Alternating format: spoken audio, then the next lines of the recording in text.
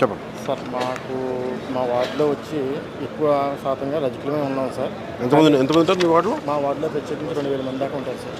వాళ్ళందరికీ కూడా నేను చిన్న ఆర్ఎంపీ కింద నేను ఒక హాస్పిటల్లో పనిచేస్తాను సార్. వాళ్ళందరికీ కూడా చాలా దగ్గరగా ఉంటాను సార్. అందువల్ల ఏంటంటే వాళ్ళందరూ కూడా నాకు మీరు కొన్ని సందర్భాల్లో చెప్పారు సార్, రజకులకి రజక సోదరులకి నేను ఎప్పుడు అండగా ఉంటానని చెప్పడంతో మా వాళ్ళందరూ కూడా ఖచ్చితంగా మన సమస్యలు తీసుకెళ్ళాలి అంటే ఏం కాదు సార్, బక్క పలిచిన 50 సంవత్సరాలు 60 సంవత్సరాలు దాటిన ఎండలో ఇప్పటికీ స్త్రీ చేస్తాను సార్. తర్వాత కూడా ఇంకోటి ఏంటంటే ఎక్కడో మాకు కొమరగిల్లు ఇచ్చారు సార్, దూరంగా 55 గజాలు 50 గజాలు ఇచ్చారు. ఎంత దూరం? ఇక్కడ నుంచి 25 కిలోమీటర్ల దూరంలో సార్.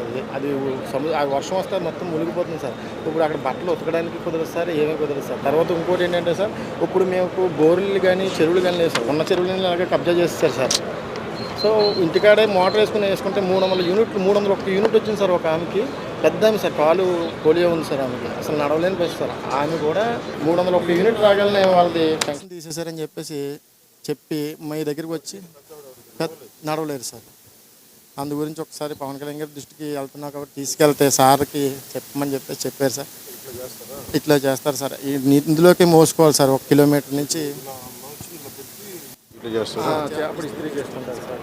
సరే ఇవ్వండి, మాట్లాడతాను సార్.